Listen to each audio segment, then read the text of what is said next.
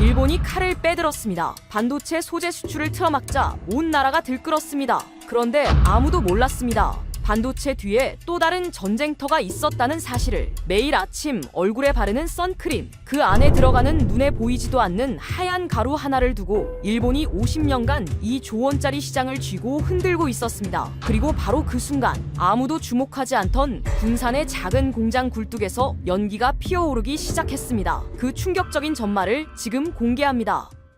구독과 좋아요를 눌러주시면 한국의 위상이 널리 알려집니다. 한국 화이팅이라고 댓글을 남겨주세요. 안녕하세요. 저는 제임스 카터입니다. 미국 FDA에서 15년간 의약품 및 화장품 원료 제조시설 실사를 담당했고 지금은 글로벌 화장품 원료 인증 컨설팅 회사를 운영하고 있습니다.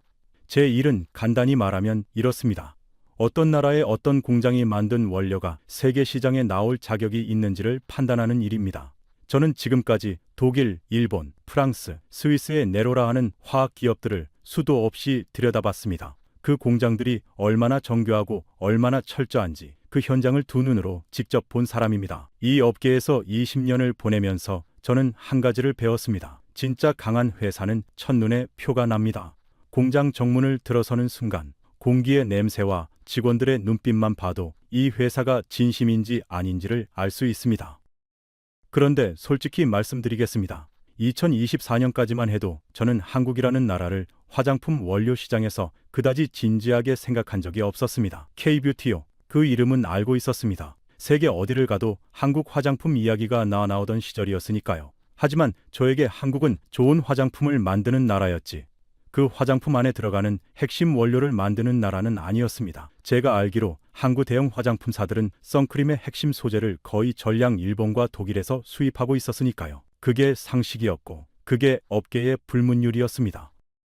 그러던 2025년 초 저는 한국 출장을 하나 잡았습니다.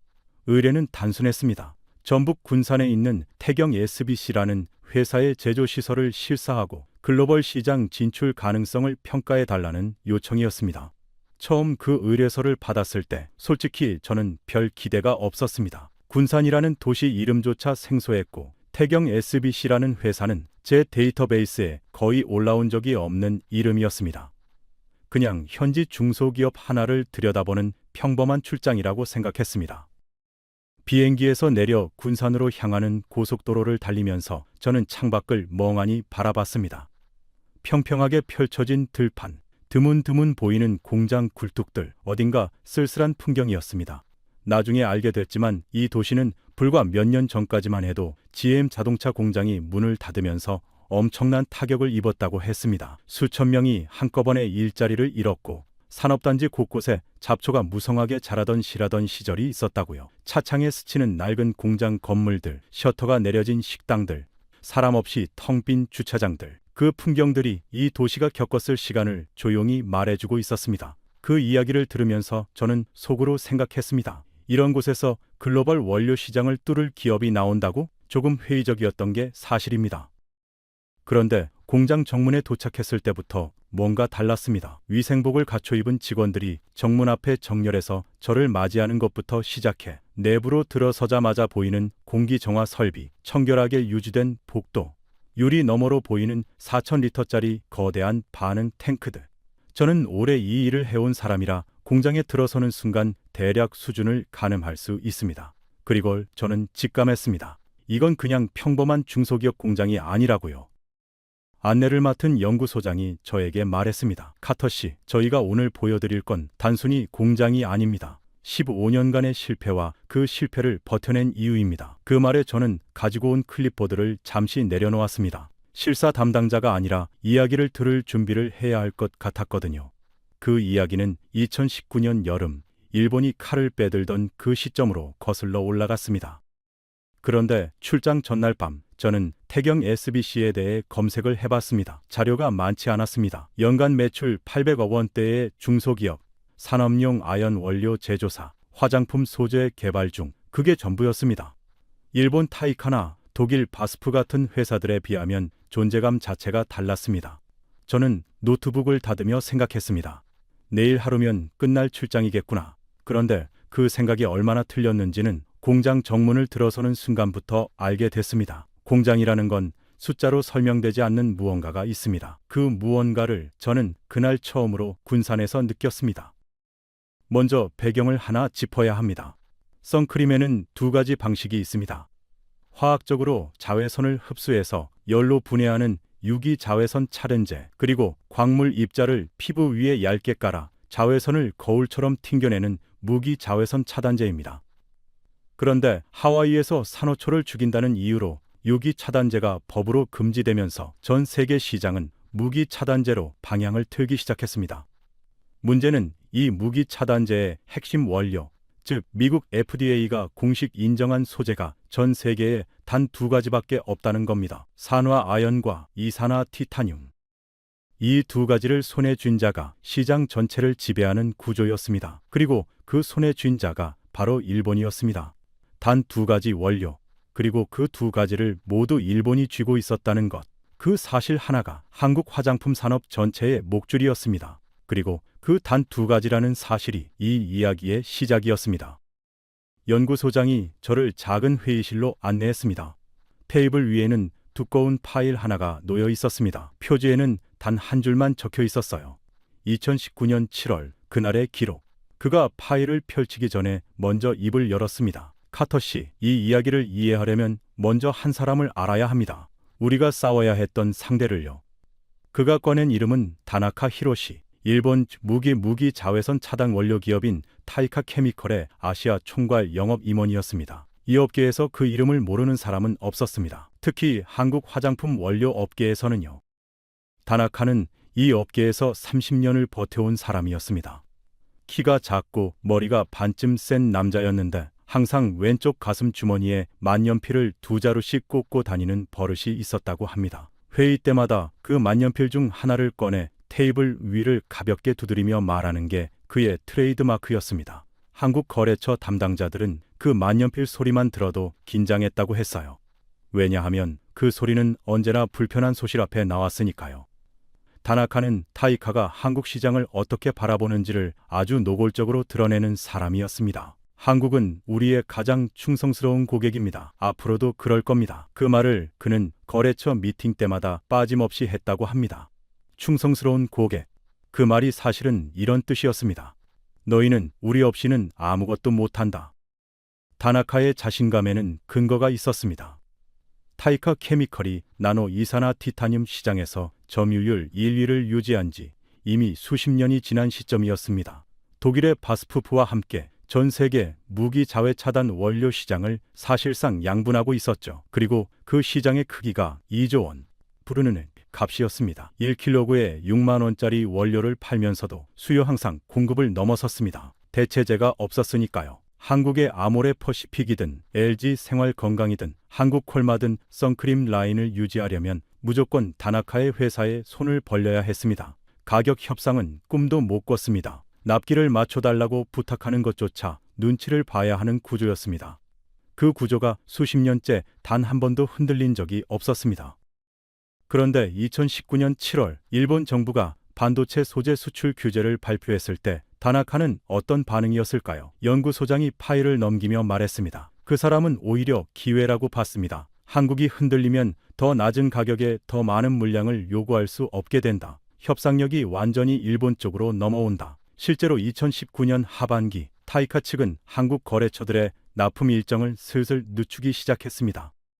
노골적인 공급 축소는 아니었지만 리드 타임이 길어졌고 최소 주문 수량이 올라갔습니다. 아모레 퍼시픽의 구매 담당 팀장이 다나카에게 직접 전화를 걸어 납기를 앞당겨 달라고 요청했을 때 돌아온 답이 이랬습니다. 지금 전 세계 수요가 급증하고 있어서요. 우선순위 조정이 필요합니다. 그 말의 진짜 의미를 모르는 사람은 없었습니다. 수요가 급증한 게 아니라 한국의 순위가 내려간 겁니다.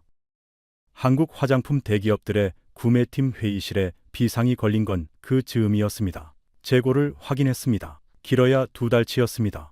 원료 공급이 이 상태로 계속되면 선크림 생산 라인 자체를 멈춰야 했습니다. 당시 국내 자외선 차단제 관련 시장 규모만 수천억 원. 그 생산이 멈춘다는 건 단순한 손해가 아니었습니다. 수출 계약 위반, 브랜드 신뢰도 타격, 글로벌 바이어와의 관계까지 무너지는 연쇄 붕괴였습니다. 그리고 그 모든 사태의 원인이 고작 하얀 가루 하나였습니다. 눈에 보이지도 않는 나노 입자 하나가 대한민국 뷰티 산업 전체의 발목을 잡고 있었던 겁니다. 그 무렵 태경 SBC의 영업팀장 박준혁은 전국의 화장품 연구소를 발로 뛰며 샘플을 들고 돌아다니고 있었습니다. 태경이 자체 개발한 산화하연 원료 브랜드명 지니카를 들고 대기업 구매 담당자들의 문을 두드렸습니다. 문은 좀처럼 열리지 않았습니다. 국산이요? 검증이 됐나요? 돌아오는 말은 늘 비슷했습니다. 수십 년간 써온 일본산 원료를 굳이 바꿀 이유가 없다는 거였습니다. 만에 하나 품질 문제라도 터지면 누가 책임지냐는 거였죠.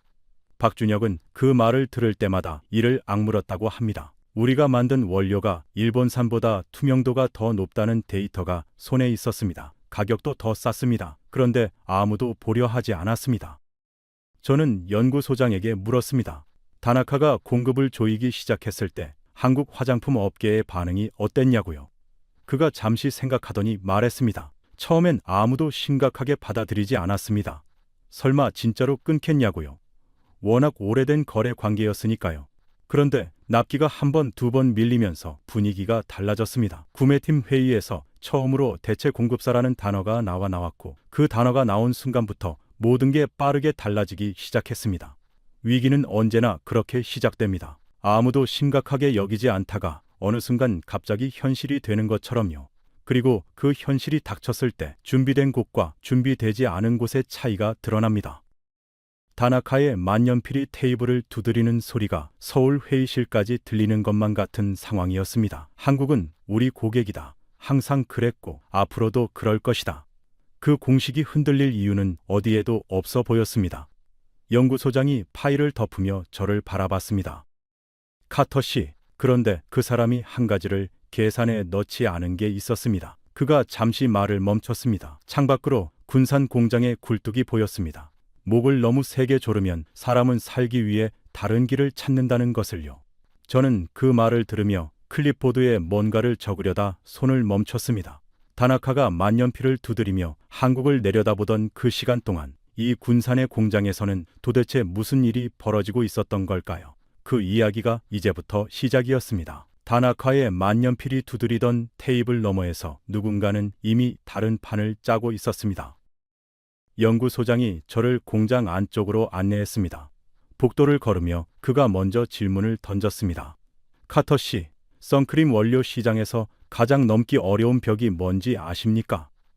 저는 잠시 생각했습니다. FDA 인증, 원료 순도, 생산 안정성. 머릿속에 여러 답이 떠올랐습니다. 그런데 그가 먼저 답했습니다. 가격입니다. 기술이 아닙니다. 저는 고개를 갸웃했습니다. 기술이 아니라 가격이라고요. 그가 멈춰서서 저를 바라봤습니다. 좋은 원료를 만드는 건 어렵습니다. 하지만 좋은 원료를 일본보다 싸게 만드는 건 그보다 10배는 더 어렵습니다. 그게 이 싸움의 본질이었습니다. 저는 그 말을 메모했습니다. 이 사람은 단순히 화학 공정을 이야기하는 게 아니었습니다. 시장 구조 전체를 이야기하고 있었습니다. 기술이 있어도 가격을 못 맞추면 시장에 발조차 들여놓을 수 없는 구조. 이것이 일본이 50년간 독점을 유지할 수 있었던 진짜 이유였습니다. 숫자부터 보겠습니다. 나노 이산화 티타늄 1kg을 만드는데 기존 방식으로는 30만 원이 들었습니다. 그런데 일본 타이카는 같은 원료를 1kg에 6만 원에 팔고 있었습니다. 5배입니다.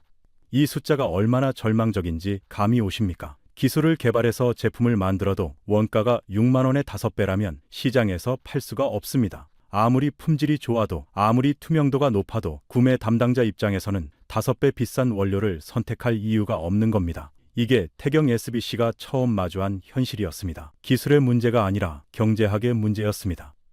그리고 이 경제학의 벽 앞에서 수많은 도전이 사라졌습니다. 도전하기도 전에 계산기를 두드려보고 포기하는 겁니다. 30만 원짜리를 6만 원으로 만들어야 한다. 누가 봐도 불가능한 싸움이었습니다.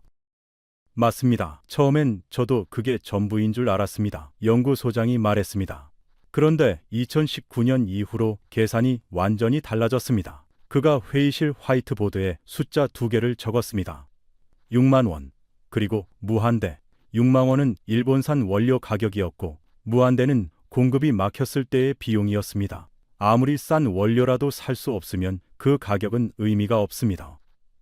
타이카가 납품 일정을 늦추기 시작하자 한국 화장품 대기업들이 느낀 건 가격 문제가 아니었습니다. 생존의 문제였습니다. 화이트보드에 그 숫자 2개가 이 싸움의 전부를 설명하고 있었습니다. 저는 그 두 숫자를 바라보며 생각했습니다. 게임의 규칙이 바뀐 겁니다. 가격 경쟁이 아니라 공급 주권의 싸움으로요.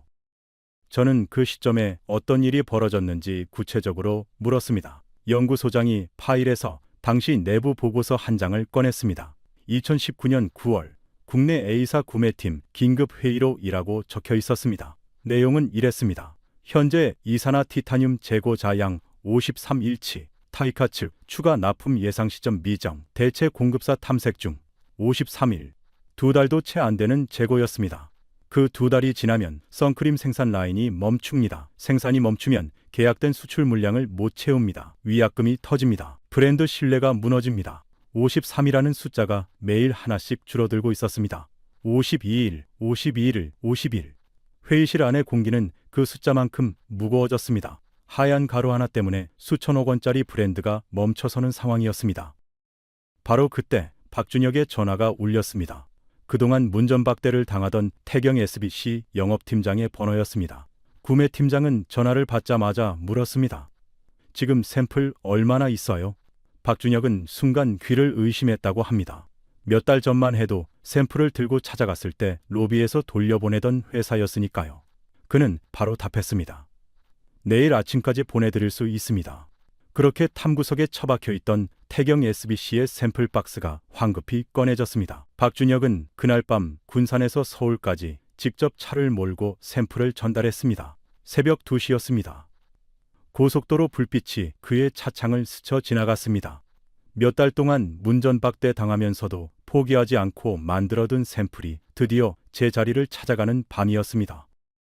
결과가 나왔을 때 구매팀 담당자는 말문이 막혔다고 했습니다. 일본산보다 투명도가 높았습니다. 연구소장이 그 결과지를 제게 보여줬습니다. 자외선 차단 지수 SPF 기준 태경 원료 적용 제품이 일본산 대비 동등 이상의 수치를 기록했고 백탁 현상을 나타내는 투명도 수치에서는 오히려 앞섰습니다. 가격은 더 쌌습니다. 품질은 더 좋았습니다.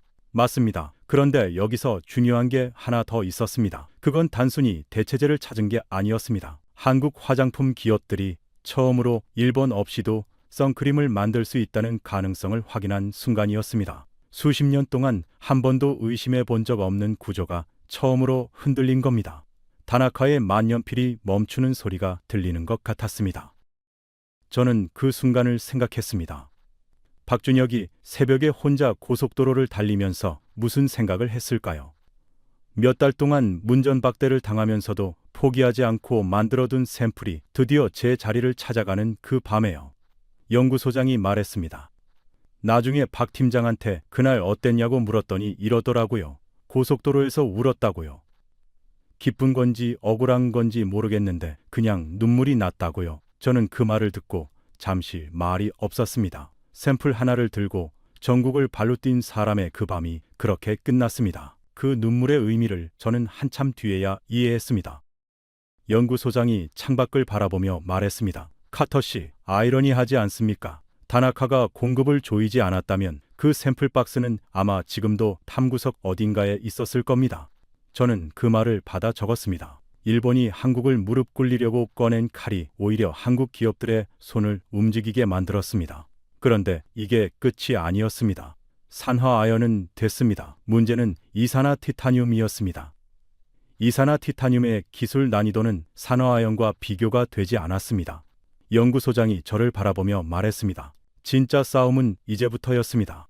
그리고 그 싸움에서 저희는 3번 죽을 뻔했습니다. 저는 클립보드를 고쳐 잡았습니다. 아직 절반도 듣지 못한 것 같았습니다. 일본이 한국의 목을 조르려 했던 그 칼이 결국 한국의 손을 움직이게 만들었습니다. 연구소장이 저를 생산 라인 앞으로 데려갔습니다. 유리 너머로 4,000리터짜리 반응 탱크 8기가 나란히 서 있었습니다.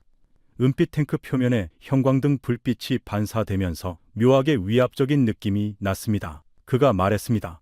저 탱크들을 채우는데 15년이 걸렸습니다. 저는 그 말의 무게를 가늠하며 탱크를 바라봤습니다. 15년. 한 기업의 절반 이상을 이 싸움에 쏟아부은 겁니다. FDA 실사관으로 20년을 살면서 저는 수많은 공장을 봤습니다. 그런데 탱크 앞에 서서 이렇게 묵직한 감정이 드는 건 처음이었습니다. 저 탱크 안에는 단순히 화학물질이 아니라 수십 번의 실패와 그 실패를 버티고 일어선 사람들의 시간이 담겨 있었습니다. 그리고 그 이야기는 한 사람에서 시작됐습니다. 김혜련 회장은 화학자가 아닙니다. 패션 디자인을 전공했고 1989년에 여성복 브랜드를 창업했으며 1999년에는 국내 최초의 인터넷 의류 쇼핑몰을 열었습니다. 트렌드를 읽는 눈으로 먹고 산 사람이었습니다. 그런데 2008년 아버지가 병을 얻으면서 경영 전면에 나서게 됩니다. 갑자기 무기화학 소재 회사를 이끌어야 하는 상황이 된 거죠. 그는 어떻게 했을까요? 매주 화학 박사들과 직원들을 모아놓고 2년 동안 화학 공부를 했습니다. 전공자가 아니니까 바닥부터 파고든 겁니다. 패션 디자이너 출신이 화학 교재를 펼쳐놓고 분자 구조를 외우는 모습을 직원들은 처음에 어색하게 봤다고 합니다. 그러나 그 2년이 지났을 때 회의실의 분위기가 달라졌습니다. 그는 기술을 이해하는 경영자가 되어 있었습니다. 그리고 그 이해가 이후 모든 결정의 토대가 됐습니다. 그 확신을 가지고 2015년 12월 김 회장은 한 회사를 인수합니다. 산업용 산화아연을 만들던 삼부아연이라는 기업이었습니다. 당시 이 회사는 경영난에 허덕이고 있었습니다. 금융가에서 비웃었습니다. 패션하던 사람이 다 쓰러져가는 아연 회사를 사서 뭘 하겠냐고요. 화장품이랑 아연 재련이 무슨 상관이냐고요. 하지만 김 회장의 눈에는 다른 게 보였습니다. 이 회사가 가진 아연을 다루는 기초기술, 그리고 이미 2011년부터 시작해둔 화장품용 산화아연 연구의 싹이었습니다. 그는 단기 실적을 포기하고 회의적인 시선을 무시한 채 나노 소재 연구에 그룹의 자본을 쏟아붓기 시작했습니다. 당장 매출이 안 나오는데도요. 이 연구가 결실을 맺을지조차 불투명한 상황에서요. 연구소장은 그 시절을 이렇게 표현했습니다. 돈을 땅에 묻는 기분이었습니다. 언제 싹이 날지 아무도 몰랐으니까요. 그런데 그 땅속에서 싹은 자라고 있었습니다. 그런데 이산화 티타늄은 차원이 달랐습니다. 연구소장이 설명했습니다. 이산화 티타늄 나노 입자를 만들려면 두 가지 기술이 동시에 완벽해야 합니다. 첫째는 입자를 머리카락 굵기의 수만 분의 1 크기인 15에서 20 나노미터 수준으로 균일하게 깎아내는 기술입니다. 크기가 들쭉날쭉하면 빛이 제멋대로 반사돼서 얼굴이 하얗게 뜨는 백탁 현상이 생깁니다. 옛날 선크림 바르면 얼굴이 밀가루 뒤집어 쓴 것처럼 허옇게 뜨던 거 기억하십니까? 바로 그게 이 입자 크기 조절에 실패했을 때 생기는 현상입니다. 둘째는 그 입자 표면에 아주 얇고 균일한 보호막을 씌우는 습식 코팅 기술입니다. 이 코팅이 없으면 입자가 빛을 받았을 때 유해한 활성산소를 내뿜어 피부를 공격합니다. 이 두 가지를 동시에 해결하면서 원가는 6만 원 이하로 맞춰야 했습니다.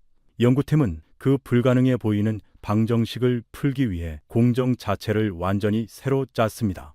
있는 기술을 개선하는 게 아니라 처음부터 다시 쓰는 작업이었습니다. 비싼 특수 원료 대신 구하기 쉬운 일반 원료를 쓰는 방식으로요. 그 핵심이 산과 반응시키는 단계였습니다. 입자를 물리적으로 부수는 게 아니라 산성 물질과 화학적으로 결합시켜서 원하는 형태로 정교하게 빚어내는 기술이었습니다. 이 단계의 미세한 조절이 백탁 현상을 없애고 투명도를 결정짓는 핵심이었습니다. 연구팀은 이 공정을 찾기 위해 수백 번의 실험을 반복했습니다. 그리고 3번 대량 생산 직전까지 갔다가 무너졌습니다. 첫 번째 실패, 입자 균일도를 맞췄더니 코팅이 벗겨졌습니다. 두 번째 실패, 코팅을 잡았더니 원가가 다시 치솟았습니다.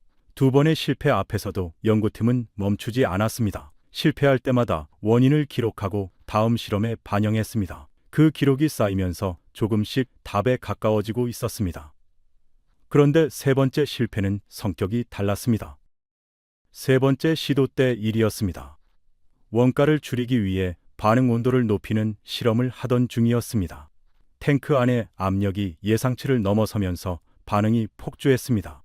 연구실 안에 연기가 차오르기 시작했습니다. 직원들이 대피했고 소화기가 동원됐습니다. 자칫하면 실험실 전체가 불길에 휩싸일 뻔한 순간이었습니다. 탄 냄새가 복도까지 퍼졌습니다. 회사 임원이 직접 실험실이 다 타버릴 뻔했다고 했을 정도였습니다. 그날 밤 연구팀장은 탄 냄새가 가시지 않은 실험실 앞에 혼자 앉아 있었다고 합니다. 3년을 쏟아부은 공정이 또 원점으로 돌아간 겁니다.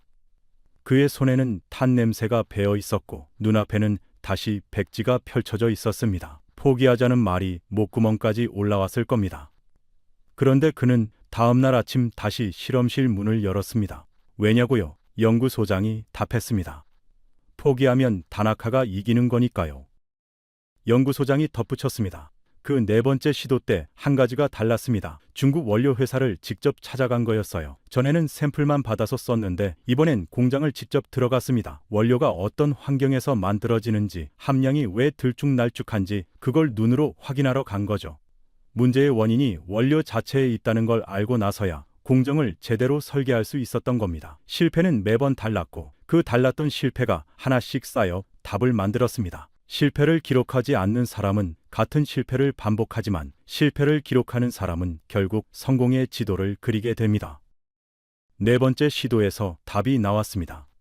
원료를 구하는 첫 단계부터 완전히 다른 접근을 했습니다. 중국의 광물 회사 6곳을 직접 돌아다니며 티타늄 함량이 일정한 원료를 찾아냈습니다. 그리고 그 원료에 맞춰 산 반응 공정을 다시 설계했습니다. 수백 번의 실험 끝에 찾아낸 최적의 온도, 최적의 반응 시간, 최적의 코팅 두께. 그 조합이 맞아떨어진 날, 연구팀장이 결과지를 손에 들고 연구소장에게 달려왔습니다. 됩니다. 이번엔 됩니다. 원가 계산이 나왔습니다. 1kg에 6만 원 이하. 일본과 경쟁할 수 있는 가격이었습니다. 연구소장은 그 순간을 이렇게 기억했습니다. 아무도 소리를 지르지 않았습니다. 그냥 다들 조용히 앉아서 그 숫자를 바라봤습니다. 말이 필요 없었습니다. 그렇게 탄생한 브랜드가 텔리카였습니다. 세계에서 유일하게 무기 자외선 차단제의 두 핵심 원료인 산화아연과 이산화티타늄을 모두 자체 생산할 수 있는 회사. 일본도 독일도 하지 못한 걸 군산의 작은 공장이 해낸 겁니다. 저는 유리 너머 탱크를 다시 바라봤습니다. 이제 저 탱크가 다르게 보였습니다. 연구소장이 저를 회의실로 다시 데려갔습니다. 그는 서랍에서 낡은 사진 한 장을 꺼냈습니다. 2018년 군산 산업단지 항공사진이었습니다. 저는 그 사진을 들고 한참을 바라봤습니다. 공장 건물들 사이로 잡초가 무성했습니다. 셔터가 내려진 식당들, 텅 빈 주차장, 군데군데 녹이 쓰인 철문들. 그해 한국 GM이 군산 공장 문을 닫으면서 한꺼번에 수천 명이 일자리를 잃었습니다. 협력업체까지 합치면 수만 명이 삶의 터전을 잃었습니다. 아버지가 일자리를 잃으면서 가정이 흔들리고 아이들이 전학을 가고 문을 닫는 가게가 늘어나던 도시 전체가 멈춰버린 것 같은 시간이었습니다.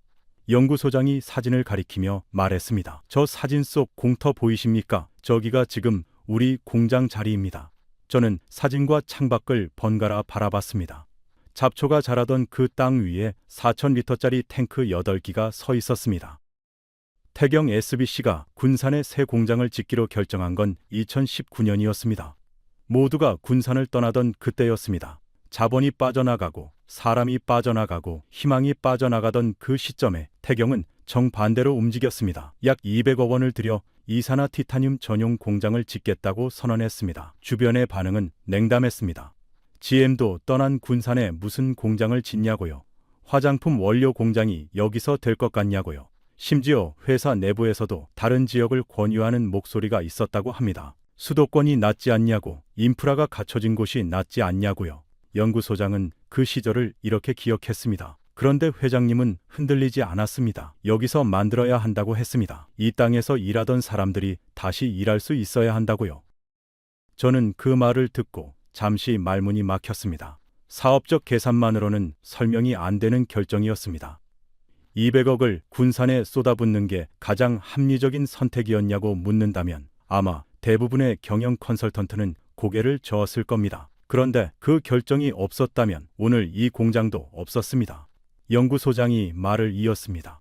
그때 우리 공건설 현장에 취업한 사람들 중에 전 GM 협력업체 직원들이 꽤 됐습니다. 나중에 공장이 완공되고 나서 그분들 중 몇 명이 정직원으로 남았어요. 처음 공장에 출근하던 날 한 분이 저한테 그러더라고요. 군산에서 다시 일할 수 있을 거라 생각 못했다고요. 아내한테 미안했는데 이제 좀 면목이 선다고요. 그 말이 끝나자 회의실이 잠깐 조용해졌습니다. 저는 클립보드를 내려놓았습니다. 저는 창밖을 바라봤습니다. 늦은 오후 햇살이 탱크 표면에 비스듬히 내려앉고 있었습니다. 문득 이런 생각이 들었습니다.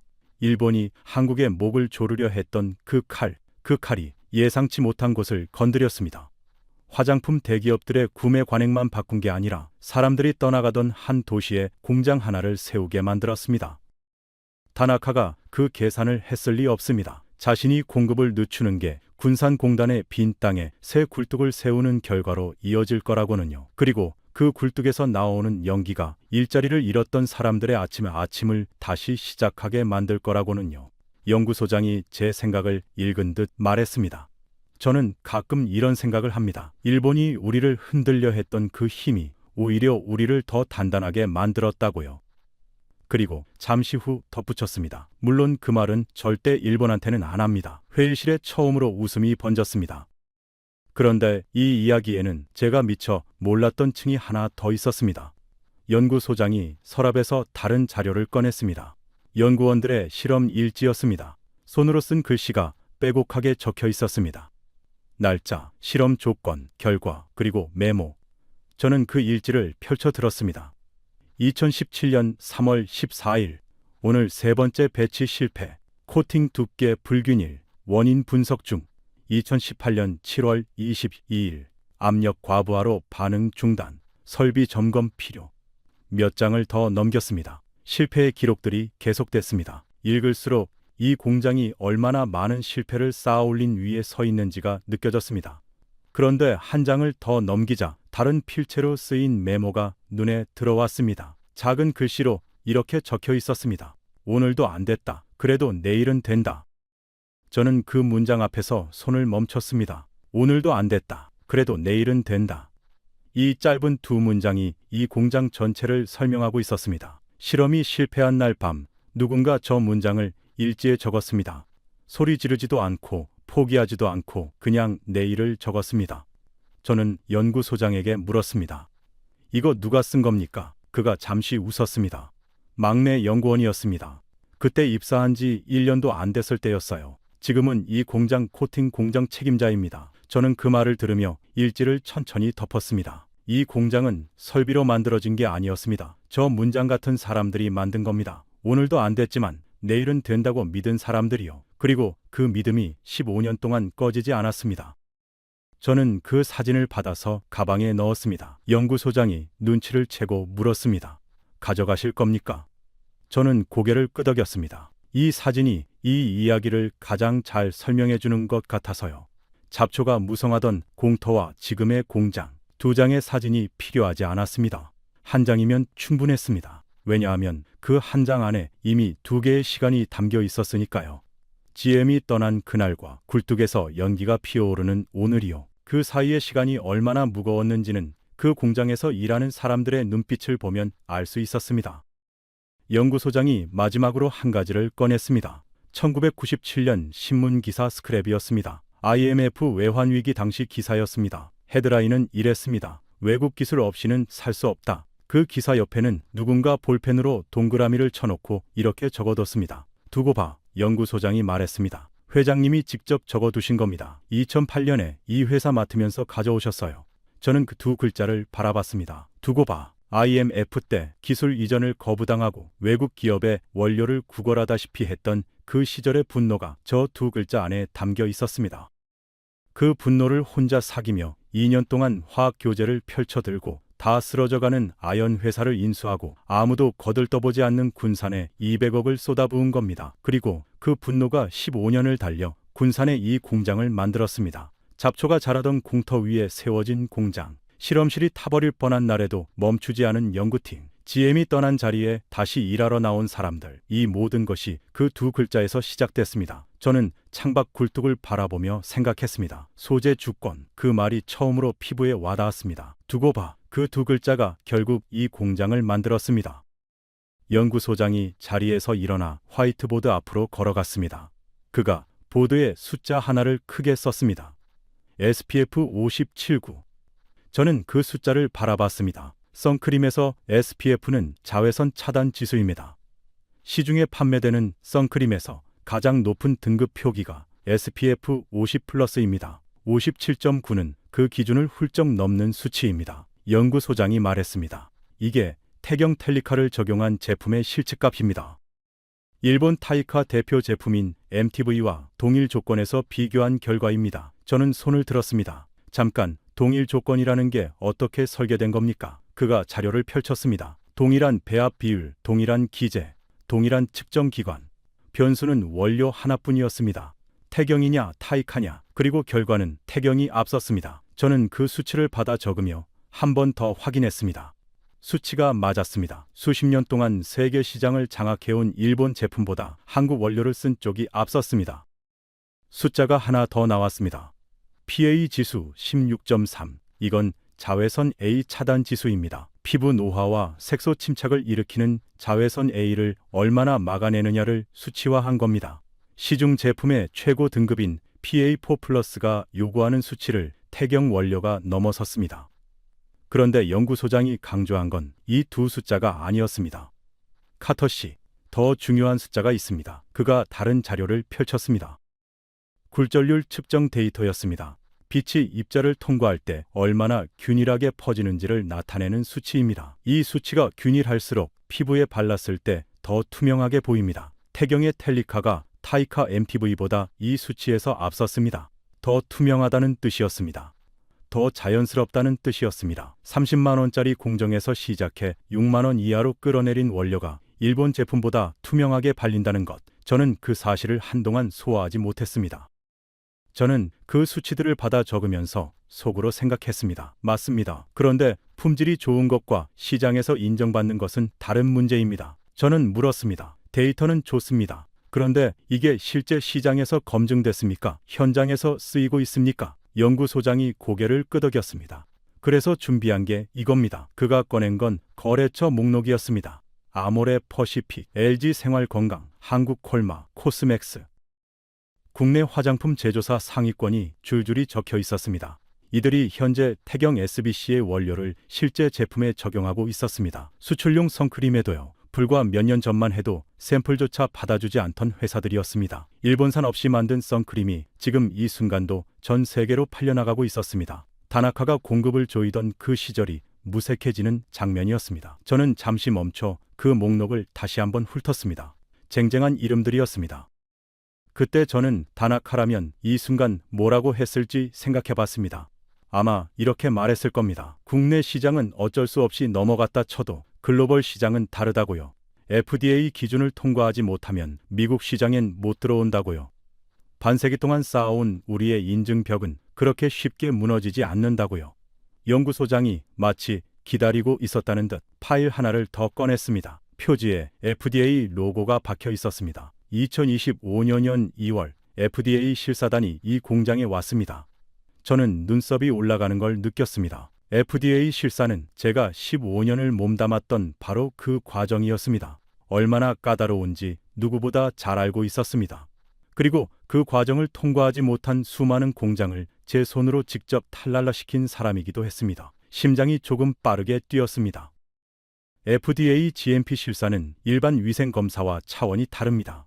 원료 투입부터 최종 포장까지 모든 공정이 문서화돼 있어야 하고 교차 오염을 막는 설비 기준을 충족해야 하며 작업자 위생 관리부터 이상 발생 시 대응 매뉴얼까지 전부 현장에서 검증받습니다. 저는 실사 과정에서 기준 미달로 탈락하는 공장을 수도 없이 봤습니다. 대형 제약사들도 떨어지는 기준입니다. 작은 서류 하나가 빠져 있어도 탈락입니다. 설비가 아무리 좋아도 기록이 없으면 탈락입니다. 그 기준을 처음 도전하는 한국 중소기업이 통과할 거라고 저는 솔직히 기대하지 않았습니다. 그런데 연구소장이 다음 페이지를 펼쳤습니다. 최종 판정 결과란에 적힌 문장이 눈에 들어왔습니다. 모든 기준 적합, 지적사항 없음. 저는 그 문장을 2번 읽었습니다. 지적사항 없음, 무결점이었습니다. 제가 15년 동안 이 일을 하면서 지적사항 없음이라는 결과를 본 게 몇 번이나 됐는지 손가락으로 셀 수 있었습니다. 2025년 4월 최종 합격 통보가 왔습니다. 연구소장이 말했습니다. 그리고 같은 해 3월에는 중국 국가약품감독관리국의 신원료로 정식 등록을 마쳤습니다.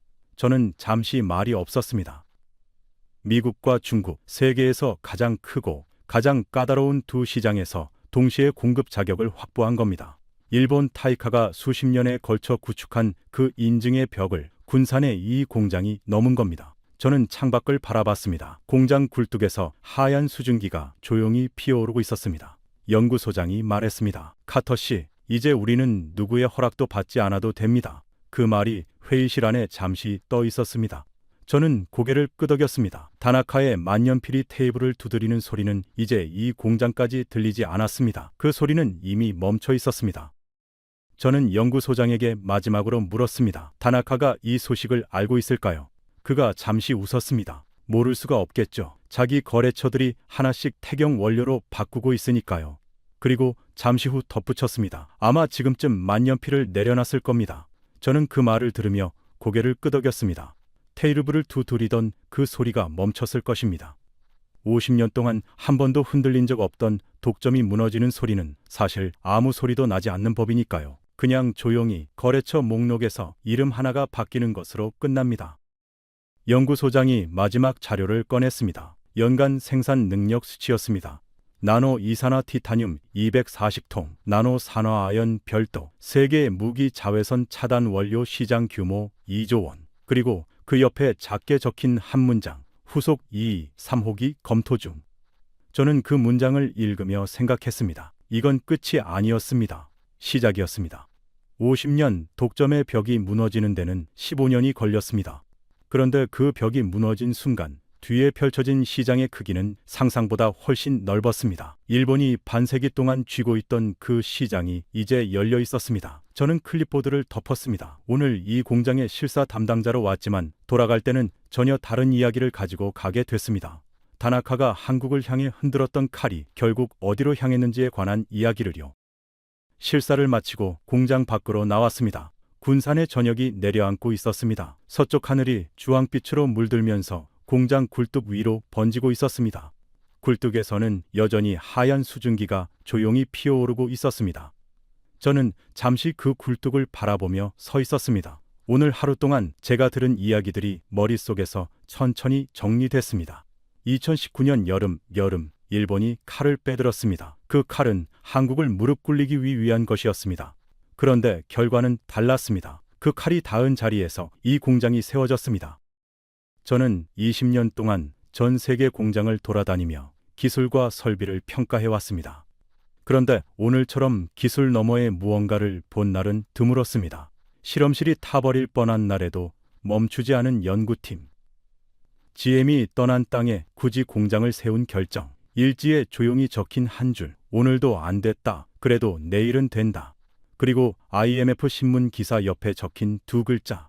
두고 봐. 이 모든 것이 하나의 이야기였습니다. 외국 기술 없이는 살 수 없다고 했던 그 시절에서 시작해 이제는 외국이 우리 기술을 사러 오는 시절로 넘어오는 이야기였습니다. 차를 타고 군산을 빠져나오면서 저는 차창 밖을 바라봤습니다. 아까 올 때 보였던 낡은 건물들, 셔터가 내려진 식당들이 다시 눈에 들어왔습니다. 그런데 같은 풍경이 다르게 보였습니다. 이 도시가 겪어온 시간이가니 그 시간을 버텨온 사람들이 보였습니다. 공장 하나가 도시 전체를 살리지는 못합니다. 그건 압니다. 하지만 그 공장에 불이 켜지고 굴뚝에서 연기가 피어오를 때, 아침에 출근할 곳이 생긴 사람이 한 명이라도 더 생길 때, 그 작은 변화가 쌓이면 도시의 공기가 달라진다는 것도 압니다. 저는 인천공항으로 향하는 버스 안에서 오늘 찍은 사진들을 정리했습니다. FDA 합격 문서, 성능 비교 데이터, 연간 생산 능력 수치들. 그런데 제 눈은 자꾸 다른 사진으로 돌아갔습니다. 실험 일지 사진이었습니다. 오늘도 안 됐다. 그래도 내일은 된다. 저는 그 문장이 이 이야기의 전부라고 생각했습니다. 기술도 설비도 인증도 중요합니다. 하지만 그 모든 것은 결국 저 문장을 믿는 사람들이 있어야 가능한 일이었습니다. 내일은 된다고 믿고 다시 실험실 문 여는 사람들이요. 비행기가 이륙하면서 군산 쪽 방향의 불빛이 창밖으로 멀어졌습니다. 저는 눈을 감았습니다. 머릿속에 다나카의 만년필 소리가 잠깐 떠올랐다가 사라졌습니다. 그 소리가 이제는 아무런 힘이 없었습니다. 일본이 50년 동안 쥐고 흔들던 그 시장에 군산의 작은 공장이 들어섰습니다. 부르는 게 값이던 원료를 이제 한국이 만들었습니다. 그리고 그 원료가 미국 FDA의 검을 무불점으로 통과했습니다. 이걸 뭐라고 불러야 할까요? 저는 이 말이 가장 정확하다고 생각했습니다. 소재 주권, 눈에 보이지도 않는 하얀 가루 하나를 스스로 만들 수 있게 됐다는 것. 그것이 한 나라의 산업이 조금 더 자유로워지는 방식이었습니다. 그리고 저는 한 가지를 더 생각했습니다. 이 이야기가 선크림 원료 하나로 끝나는 이야기가 아니라는 걸요. 반도체 소재, 배터리 소재, 그리고 이제 화장품 원료. 한국은 조용히 하나씩 소재 주권을 되찾고 있었습니다. 누군가 외국 기술 없이는 살 수 없다고 했을 때 한국은 그 말을 반박하는 대신 15년을 묵묵히 달렸습니다. 그리고 지금 그 답이 하나씩 나오고 있습니다. 일본이 목을 조르던 그 자리에서 한국은 스스로 숨쉬는 법을 찾았습니다. 내일 아침 누군가 세면대 앞에서 선크림을 바를 겁니다. 아무 생각 없이 손바닥에 짜서 얼굴에 펴 바를 겁니다. 그 선크림 안에 들어있는 하얀 가루가 어디서 왔는지는 생각하지 않을 겁니다. 괜찮습니다. 알 필요 없습니다. 다만 저는 압니다. 그 가루를 만들기 위해 누군가 실험실이 타버릴 뻔한 날에도 다음날 아침 문을 열었다는 것을. 그리고 그 문이 열렸기 때문에 이제 우리는 일본의 손을 벌리지 않아도 된다는 것을. 이 이야기가 의미 있으셨다면 구독과 좋아요 그리고 주변에 널리 공유해 주세요. 지금까지 감동 라이프였습니다. 감사합니다.